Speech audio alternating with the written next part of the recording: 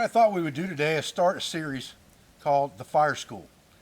At the Pathfinder School, fire is a primary teaching tool for every class from basic through advanced. We generally start out with our basic classes in teaching ways to make fire with the items in your 10-piece kit.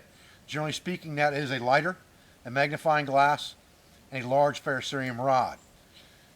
We teach people how to build a proper fire lay, how to collect proper tinder, and how to effect ignition using their ferrocerium rod, using their cigarette lighter, saving it even if it's been wet or cold, and also how to use magnification to get solar embers and control those to blow a bird nest to flame. But I thought what we'd do in this Fire School series is start at the opposite end of the spectrum and start with primitive fire. And primitive fire is really the last resort in a survival scenario. And the reason it is because it's a complicated way to start fire. It has lots and lots of input variables that affect the output.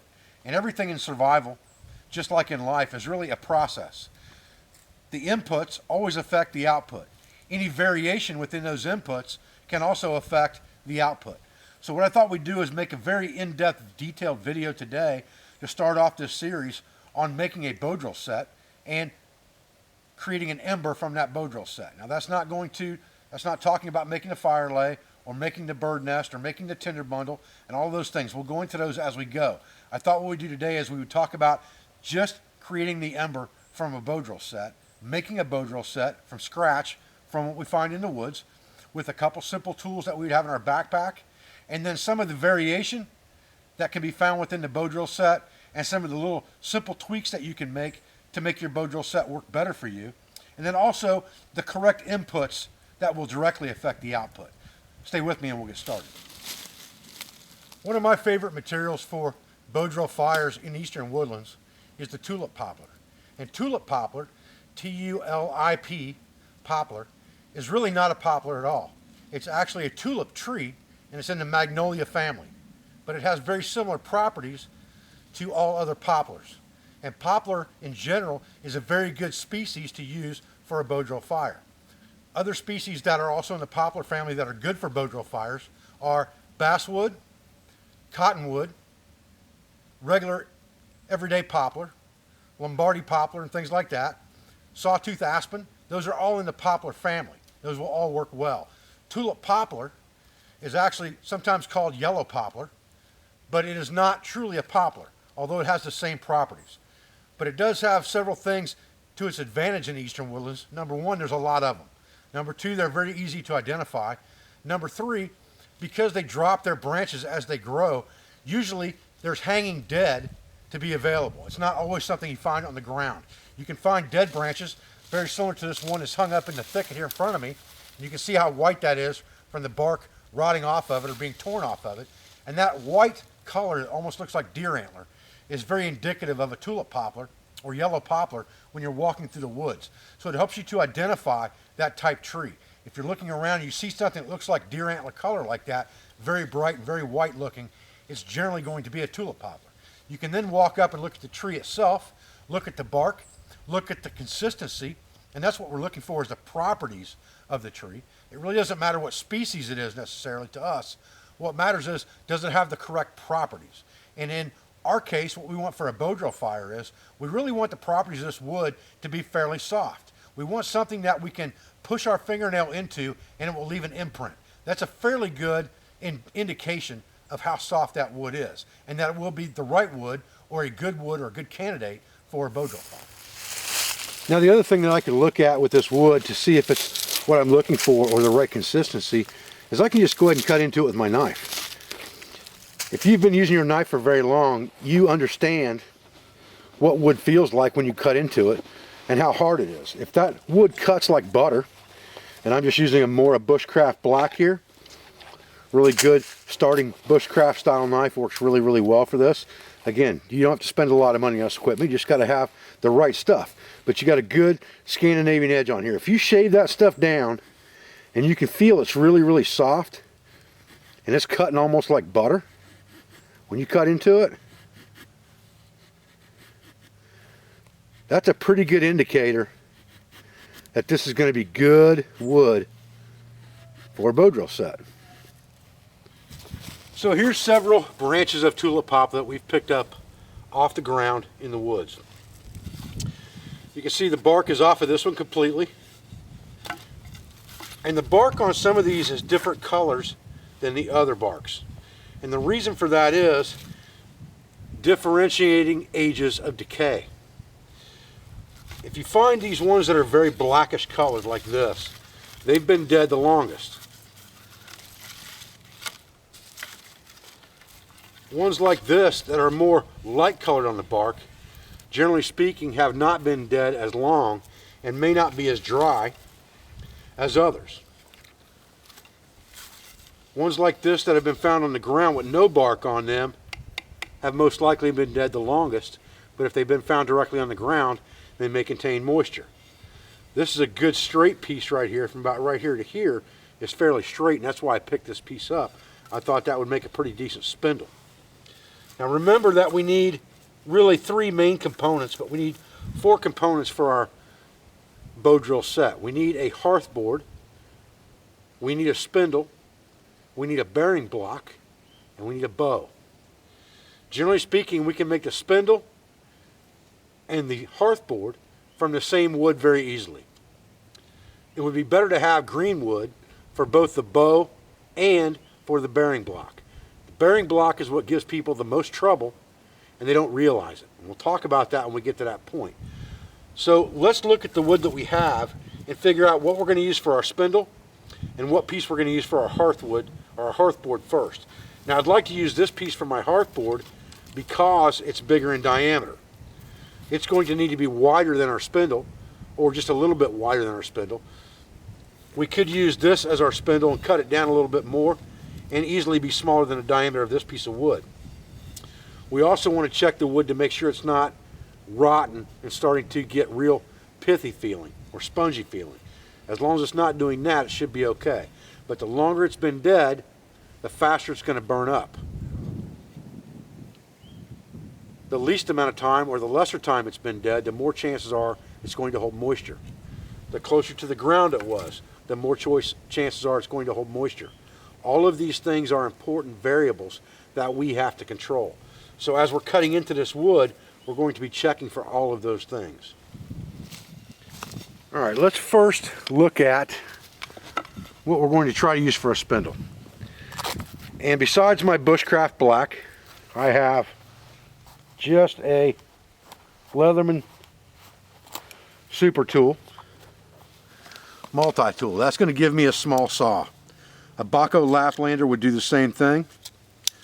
But if your carry option is 3 tools, especially in the beginning or when you're just starting out, I would suggest a Leatherman Super Tool 300, a Baco Laplander folding saw, and a Mora Bushcraft Black. Those tools will serve you very, very well for a lot of things, and they won't break the bank buying them either. Let's take this thing and cut it off. We'll be able to tell a little bit about this wood just by cutting it off with our saw. If it's real easy to cut, it may be pithy. And we can look at the end of this, push our fingernail into that as well, and see how pithy feeling it is, and see if we think it's possibly too dead to use for this purpose. So let's cut the other end, and I like my spindles about the span of my fingertip or my thumb tip to my pinky. So I'd go up in here somewhere and cut that dude off.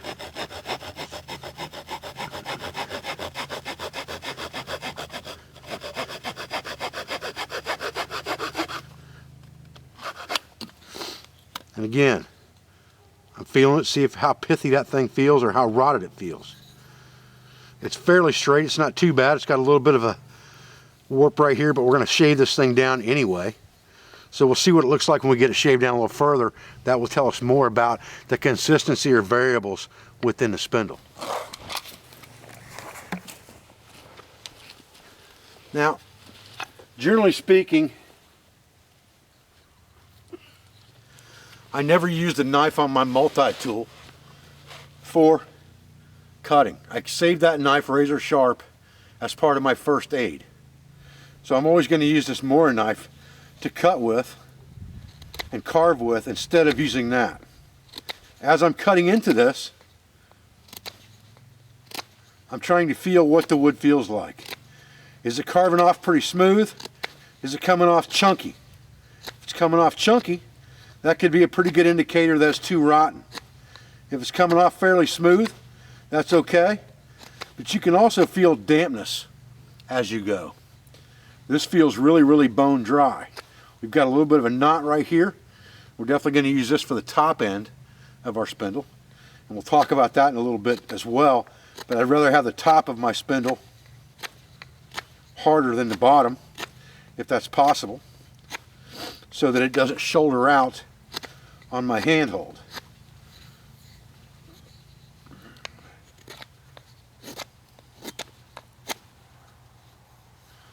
Now, it does feel a little bit chunky to me coming off of there, but that could just be because it's really, really dry.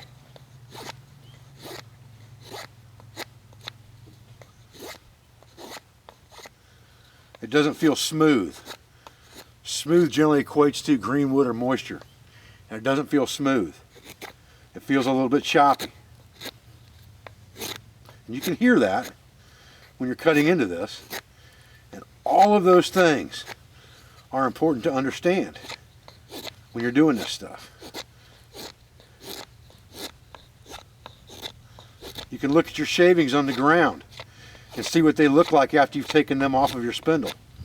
Do they look like chunks, or do they look like curls? If they look like curls, you're usually pretty safe. If they look like chunks, you probably got some pretty rotten wood that you're working with, or starting to rot. Now we need to get this hump out of here to kind of make this a little bit straighter.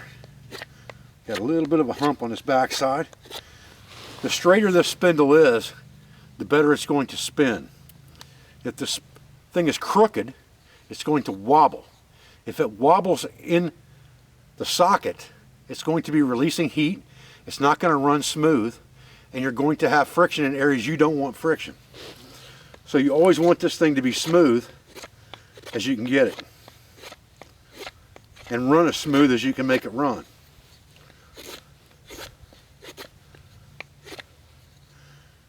And we'll look down this thing and see what we got.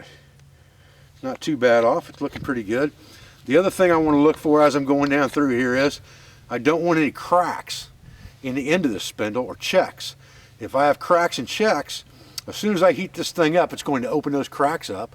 And again, I'm going to lose heat because heat rises.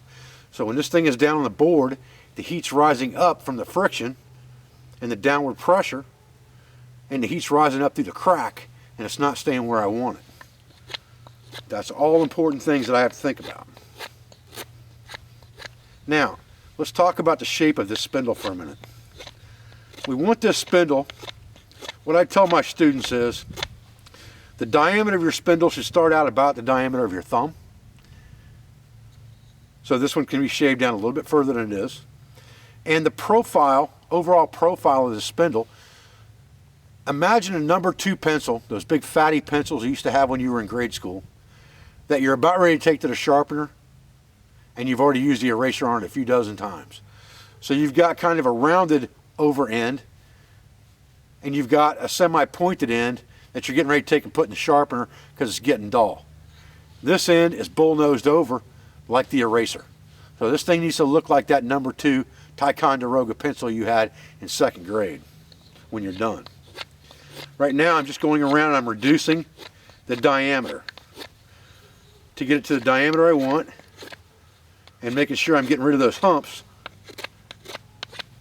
to make it the exact size I want, and keeping it as round as possible so that it will run smooth and won't wobble.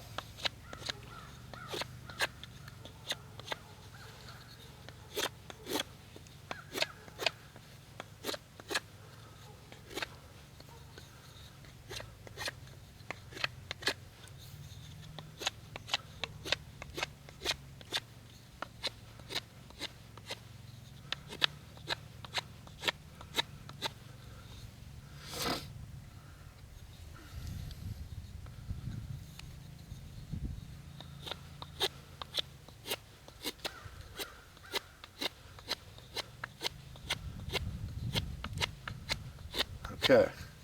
Now I can do a lot of this heavy heavy chunking stuff just off the cuff like this, holding it in my hand. When I want to start doing something a little bit finer with this thing, I'm going to change my tactic a little bit and go to more of a knee levered hold, where I can just kind of draw the piece toward me like this. Take off very controlled amounts of the material, just like this. Steady rotating.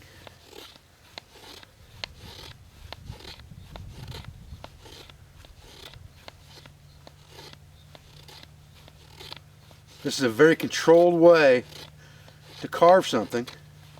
It's also a very safe way to carve something. I'm not changing anything here. If I have to change any angle, I just change the angle that I'm pulling the wood.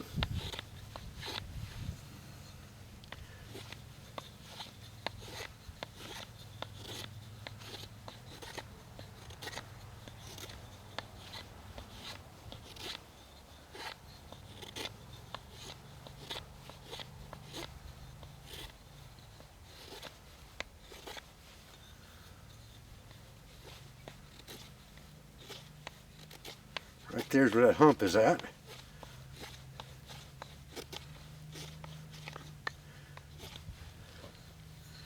It's not too shabby as far as the diameter goes. That's pretty good. Remember, we had our knot right here. So this is the area that I'm going to use for my point. Now, when I make the point on this, I generally like to think about this, like I said, as a number 2 pencil. That's just about to the point of going to the sharpener. So I'm going to back off of this thing about an inch and start to pull in here like I'm sharpening a tent stake.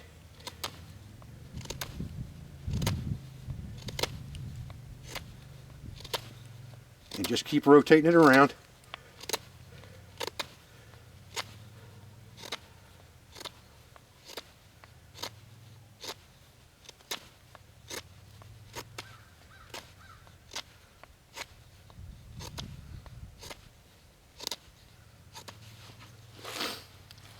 You can see what I'm getting here.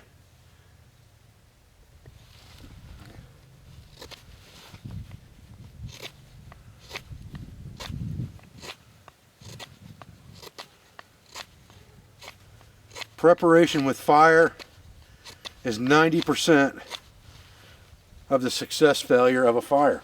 So the more time you take to make this right to begin with, the better your chances are of getting a coal the first time around. And that's really important because it takes a lot less energy to sit here and carve this set than it takes to work that bow drill. And if you don't get your coal the first time you start to run that bow drill, every time you do it consecutively after that, you're going to have less and less energy to accomplish the task. You may have marginal cordage that you're using, or cordage you had to fashion off the landscape, and you may only get one shot. So you really need to take your time at this to get this part right, so that you have the best chance of success the very first time. Don't rush this. Now I'm looking at this thing to see how much pith there is in the center, because that will crush in the handhold. So I'm just going to kind of bullnose this over a little bit, right where that pith is. And I'm going to be a little bit more dull. Again, that's just getting used to understanding the material. I think there's a pretty good amount of pith right in the middle of that thing. So to circumvent that a little bit, I'm going to make that thing a little bit bigger around than I may generally make it, because I know that's going to crush. As that crushes, I'm going to start to shoulder out inside my socket for my handhold, which is going to cause friction in the top instead of the friction being in the bottom. Well, now the bottom of this needs to look like an eraser, basically. So I'm going to start taking chunks just off to the side, just like this. I'm just kind of going at an angle at it all the way around. And if I have facets on there, because of that, that's okay with me. Those facets aren't going to hurt anything. They're actually going to add friction. Once I go all the way around, I move up a little bit, about halfway, and I just keep knocking that off and moving up and knocking it off and moving it up and knocking it off until I get a nice rounded shape on there. Again, very similar to a used eraser.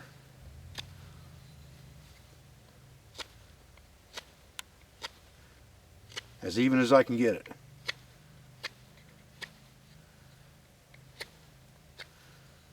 That looks pretty good. Again, I'm seeing pith right there. And that concerns me a little bit, but not a ton. It just means that the spindle is going to wear down pretty fast, but I'm only planning on having to use it the one time. That's part of the progression of fire. I don't want to keep making bow drill sets or keep making bow drill fires. I want to make one and then never have to make another one. My progression of fire will allow me not to have to do this twice.